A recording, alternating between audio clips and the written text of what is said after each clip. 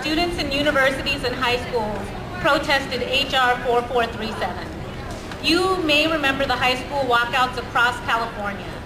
At Cal Poly, students occupied the marketplace and conducted a teach-in.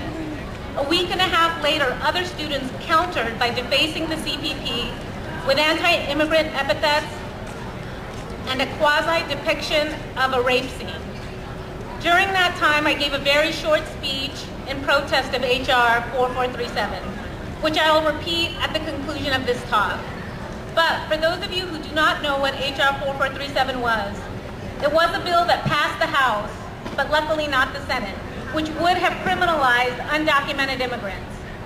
Though undocumented immigrants face the possibility of deportation, they do not face criminal charges and the possibility of prison time. If H.R. 4437 had passed, undocumented immigrants could have received prison time.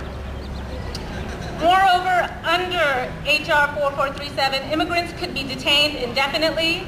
Organizations that assisted undocumented immigrants, like the Catholic Church, could face federal prison time, and it would allow state and local police to enforce immigration laws.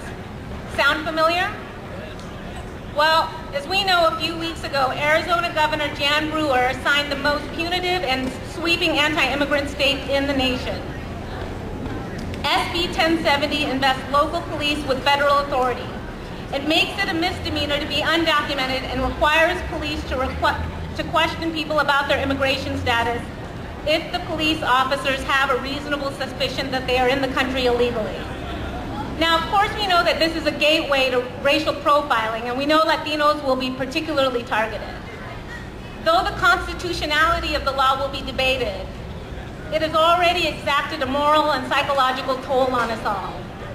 Just imagine the thousands of families who will be potentially torn apart as a result of this law. During a class discussion 2 weeks ago, one of my Latino students said, "I can't imagine having to remember to take my birth certificate everywhere I go. As it is, I always forget my driver's license." He then followed up that comment with a story on how his grandmother was recently coerced into signing a document during a routine visit to Mexico, which forfeited her rights to re-enter the United States. He said, "We've been trying to get my Nana back home." How is it that during a time when we've elected our first president of color, that the assaults on marginalized communities have intensified? Not only did Arizona pass SB 1070, but Arizona also eliminated domestic partnership and ethnic studies programs. Now, as an ethnic studies professor, I feel compelled to tell you that when you don't learn the history of the victim and do not preserve the memories of the oppressed, you cannot critically assess your present moment. For instance, an ethnic studies perspective will reveal that the history of anti-immigration bills dating back to the 1882 Chinese Exclusion Act has been generally connected to the history of economic recessions. Now, to fault undocumented immigrants for the U.S. financial woes is simply ridiculous in the face of the insurance and bank bailout fiascos of the past couple of years.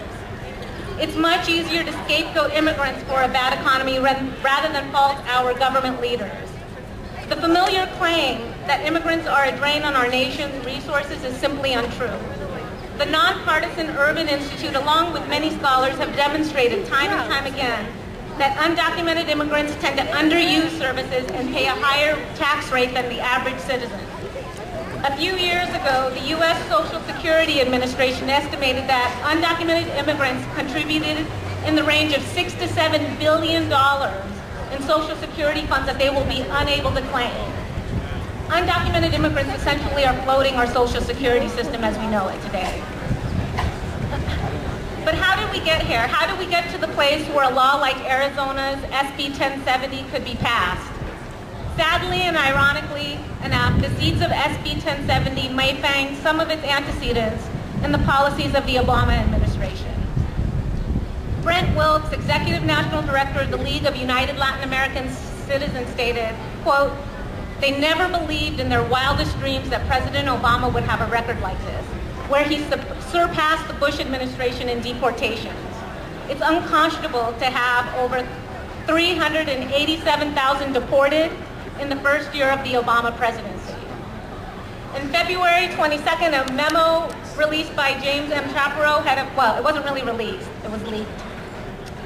Head of ICE detention and removal operations wrote that despite record deportations of criminals, the overall number of removals was down, while ICE was on pace to achieve the agency goal of 150,000 criminal alien removals for the year ending September 30th.